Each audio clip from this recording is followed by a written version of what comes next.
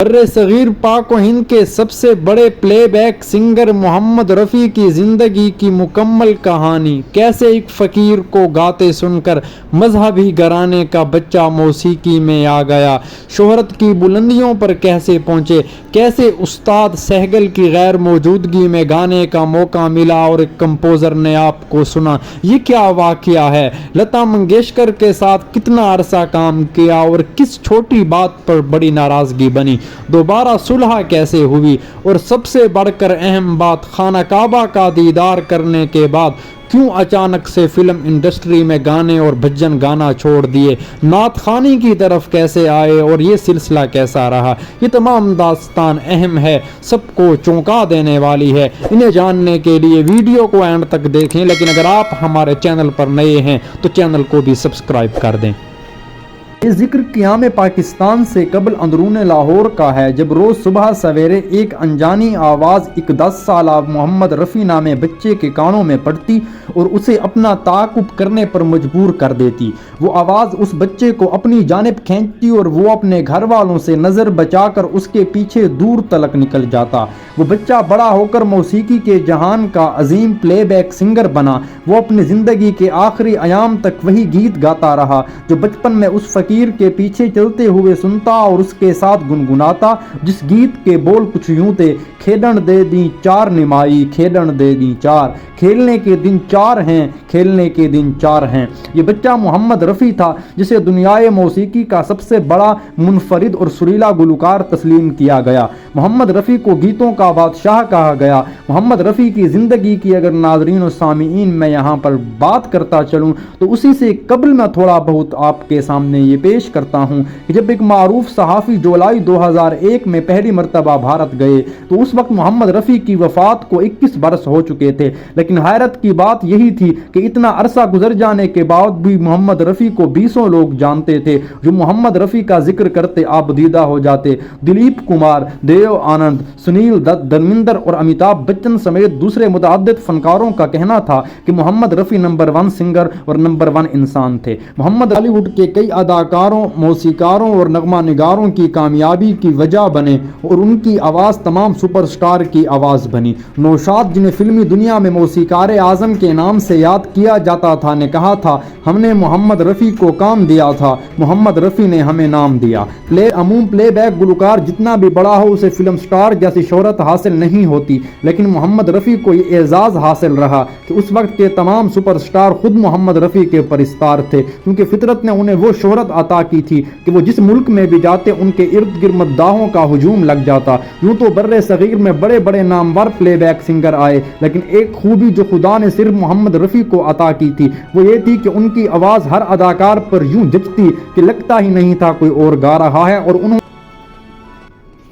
لیکن انہوں نے دلیپ کمار، دیو آنند، امیتابھ بچن سمیت تمام سٹارز اور میگا سٹارز کے لیے گایا۔ ہیروز کے علاوہ انہوں نے محمود جونیئر اور جانی واکر سمیت بہت سے کامیڈینز کے لیے بھی گانے گائے۔ گانے سن کر یوں لگتا تھا جیسے محمد رفیع نہیں، وہ فنکار ہی گانا گا رہے ہوں۔ محمد رفیع یہ جادو کیسے کرتے رہے، اس کا اندازہ دلیپ کمار سے لے کر شمی کپور پر فلمائے گئے گانوں کو دیکھ کر لگایا جا سکتا ہے۔ لیکن اگر ناظرین و سامعین میں آپ کو محمد رفیع کے خاندانی پس منظر کے بارے میں تھوڑا بہت بتاتا چلوں تو 1924 کو بھارتی پنجاب کے شہر امرتسر کے گاؤں کوٹلا سلطان میں پیدا ہوئے۔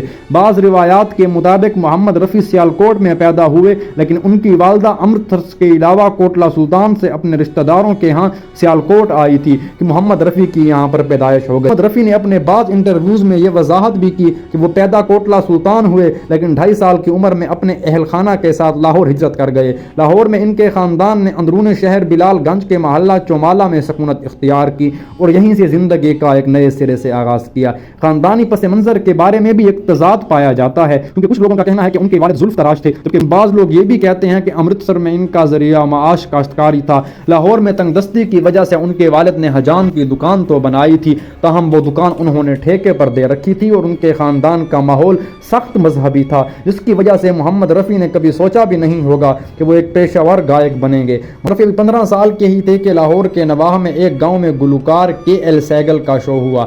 वो अपने भाई के हमरा इस शो में गए। सहगल साहब अभी स्टेज पर जलवागर नहीं हुए थे कि लाइट चली गई। याद रहे कि ये ज़माना कबल अज़ लोड शेडिंग का वाक़या है। वहाँ कुछ लोग रफ़ी साहब को जानते थे जिन्होंने उन्हें स्टेज पर चढ़ा दिया कि जब तक लाइट नहीं आती आप गाओ। तो उस वक्त मोहम्मद रफ़ी ने गायकी की बाकायदा तरबियत भी हासिल नहीं की थी, पर इसके बावजूद भी बगैर माइक के ही मोहम्मद रफ़ी ने गाकर समा बांध दिया।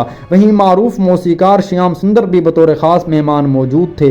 जब उन्होंने रफ़ी के भाई को अपना विजिटिंग कार्ड दिया और कहा अगर इसे सिंगर बनाना है तो मुंबई ले आओ। मोहम्मद रफ़ी बताते हैं कि श्याम सुंदर के विजिटिंग कार्ड ने उन्हें मुंबई पहुंचा दिया और फिर ऊपर वाले ने उनकी तकदीर बदल दी। मोहम्मद रफ़ी के गाए गीत म्यूज़िक लवर्स के लिए अजीम तोहफ़ा हैं और जो उन्होंने गाने मुख्तलिफ गुलकारों और गुलकाराओं के साथ गाए हैं उनकी अहमियत भी हीरे जवाहरात से कम नहीं। लेकिन उन्होंने सबसे ज़्यादा गीत लता मंगेशकर के साथ गाए।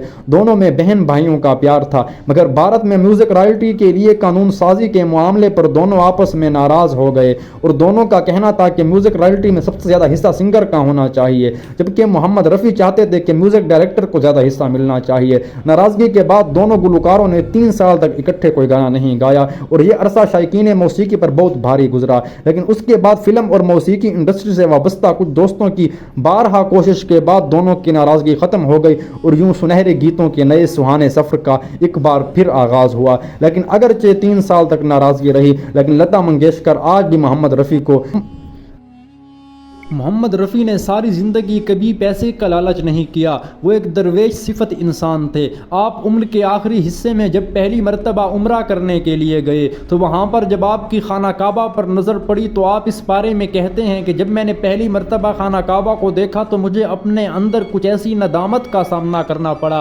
वो शर्मिंदगी हो रही थी कि खड़ा होना भी मुमकिन नहीं था और बार बार मैं दिल से सवाल कर रहा था कि सारी ज़िंदगी गुनाह करने के बावजूद आज अल्लाह ताला ने मुझे अपने महबूब के दर पर बुलाया है।